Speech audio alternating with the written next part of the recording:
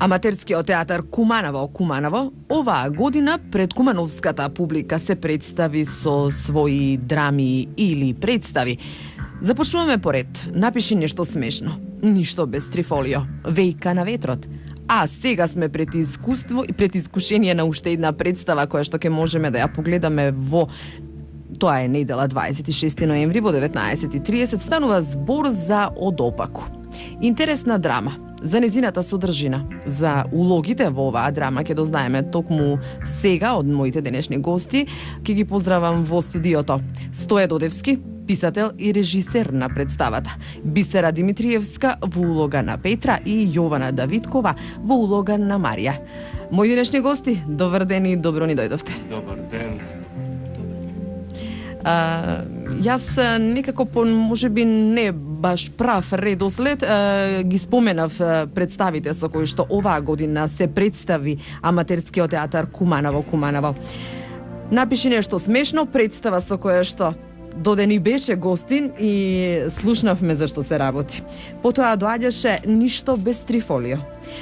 Вејка на ветрот. А сега во недела 26 ноември Одопаку. Повели нешто повеќе за да видиме што значи тоа Одопаку и зошто баш Одопаку. Интересен е наслов, сите ги интересира, сите се заинтересирани зошто од Опаку.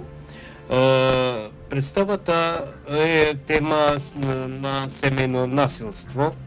Именно во групата ни се појави една мома која сакаше да игра и рече дека Чичко Стоја, јас сум вели со посебни потреби. А мамбе, дојди, сите сме ние со посебни потреби. Какви посебни потреби? Ајде дојди, ќе работиме заедно. И така се започна. И започнавме се тоа. Текстот можеби за недела дена го направив. Именно девојчето си имало проблеми, накривува со левата нога и се тоа, и ајде, рековме, ќе направиме тема семено насилство, каде мажот ја турнал од втори кат. Поставивме, значи, тема и сега следува разработка. Го напишав сценариото, можеби за 10 дена, потоа следуваше тоа пречукување, дотерување на текстот и се тоа, ама девојчето имало уште некои други проблеми што не можеше да учествува да игра и затоа во групата станала на асистент на режија, имено инспициент, ќе се грижи за сите реквизити, за сите костими, дали се поставени, ги закажува пробите, така да девојчето е тука со нас и текстот е посветен на Јована Јовановска. Така се вика девојчето, Јована Јовановска. Значи, сега реков дека е тема семено насилство. Имено, како што пред малку реков, мажот ја турнал жената останува инвалид. Траен инвалид. Во брак со тој насилник има ќерка и син, а додека од првиот брак е незината ќерка Петра, која веќе вие спомнавте овде. И девојчето, за да не остане, да не живее без татко, решава да се премажи. Се премажува за човек, ама погрешен избор очигледно, и настанува проблеми, секогаш кога ќе избега од затвор, доаѓа, ги малтретира, и тоа често се случува. Дури тоа малтретирање, а целта на малтретирањето е да мајката на Петра Марија ја повлече тужбата. Сега таа воопшто не го тужила, полиција го тужила по службена должност и сега си е во затвор. Ама овој очигледно не ги разбира тие работи, доаѓа дома, ја задавува, а потоа му е целта да ја силува нејзината доведена ќерка Петра.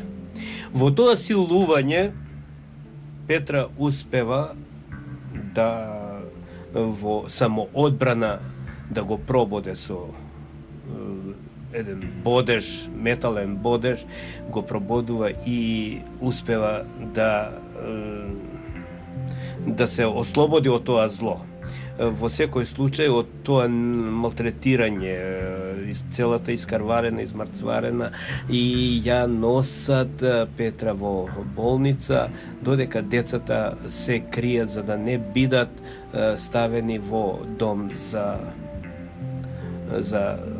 сираци. Во секој случај темата е доста интересна, а во визија се појавува Марија, мајката на Петра. На сите деца им се појавува во визија. Деца, се сеќавате ли кога ви кажував дека Мица стои на глава и го погледнала светото допаку. Так. И ете тоа е всушност и суштината. Да, и ајде и вие погледнете го светото допаку, и децата се прават моз, го погледнуваат светото допаку и почнуваат да се радуваат. Ова ли е тој убав свет? Дури го гледаат и Јосип Брз Тито. Да не откриваме се на нашите слушатели. Повеќе нека имаат интерес да посетат и да ја погледнат представата. А сега збор два нешто и со главните два лика во представата. Тоа е мајката Марија, ја игра Јована Давидкова. Ние еве нешто дознавме од вашиот режисер за што станува збор. Еве би сакала вашето лично искуство. Како се најде ти токму во улога на Марија? Па првин кога режисерот го напиша сценариото и самата представа, ние веќе бевме членови во аматерскиот театар Куманово и сега само требаше улогите да се доделат. Јас бев најнова и секако ми представуваше големо искуство да учествувам во ваква представа и задоволство, но воедно бев и многу среќна што темата е токму семејно насилство, бидејќи семејно насилство е едно од најчестите работи за жал кои што се случуваат во денешно време, а посебно ликот Марија е една од многуте жени кои што ги трпат своите мажи да ги малтретираат, а со самото тоа нанесуваат и траума на своите деца, на самите себе, и преку оваа представа не само што сакаме да покажеме дека многу е присутно семејното насилство, но дека и жената треба да се бори против тоа, бидејќи понекогаш е доволно само една жена, но ќе ги издржи убаво децата, а не некој што цело време ќе ги малтретира и децата ќе имаат вечно трауми.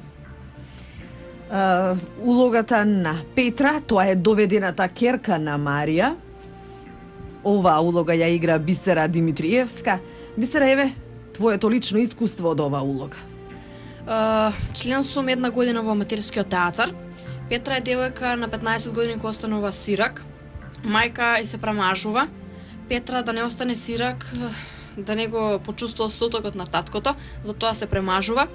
На крајот од представата Петра станува убиец, губива таткото со цел да во самоодбрана. Во самоодбрана. Така. Со цел да го спаси семејството, братот и сестричката. Така. Еве слушнавме за темата на представата од опаку. До сега дали имате глумено во некоја друга представа на Стое? Ништо без Трифолио ми е првата представа што учествував и некои други. Па кажи дека во Ништо без Трифолио си добила награда. Ете. Во Ништо без Трифолио исто така добив награда. Најдобра женска улога, Браво, Мелиса. честитки. Браво. Тоа значи дека навистина глумата ти е во крв кога веќе добиваш и награди на 17 години. Така, така. Така. Дали е потешко да се биде Петра или во Ништо без Трифолио? Секоја улога си има своја тежина, па така Петра е малку потешка улога. Бара повеќе одговорност. Повеќе одговорност, потешка е улогата и така. Што би порачале на вашите врсници, дали да се определат на глумата и каков предизвик е сето тоа, да бидат член на аматерскиот театар Куманово? Па првен мислам дека тоа зашто човекот чувствува дека треба да го прави во животот, кон што се стреми, кон што има желба, дарба, тоа треба да го прави, дека со сила убавина не бидува, тоа е изрека која ние постојано ја слушаме, и ако има желба тоа да биде глумец или било што, ако е роден едноставно, тоа треба да го прави не целиот свој живот, али барем еден мал дел да посвети на тоа, ако не сака целиот живот, бидејќи штета е ако се има некоја дарба да не се искористи максимално, бидејќи во што е тога суштината на нашиот живот ако не ги искористиме работите за кои сме веќе надарени. Така. Петра, во ова драма од Опаку, колку улоги имаме? Во Опаку имаме 14 улоги, целото семејство. Тука е собрано. Тука е собрано целото семејство. Колку минути ни е целава представа?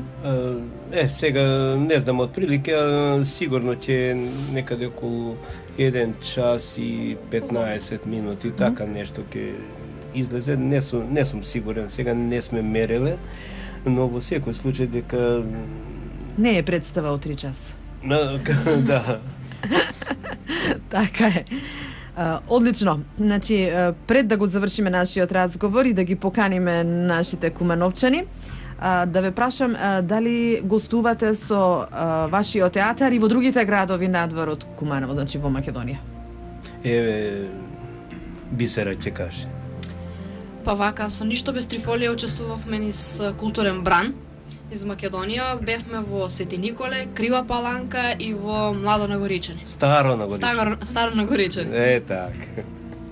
И публиката? Публиката беше задоволна, добро одиграна представа од нашите колеги, добро изведена. Дали со оваа представа, иако сега ќе допрва ќе ја гледаме премиерата, дали планирате? Да, во план сме, во секој случај дека во план сме и сега аплициравме и во Министерството за култура. Ќе видиме, не знаеме ништо за сега. Доколку се одобрат средства, сигурно дека ќе ја прошетаме Македонија.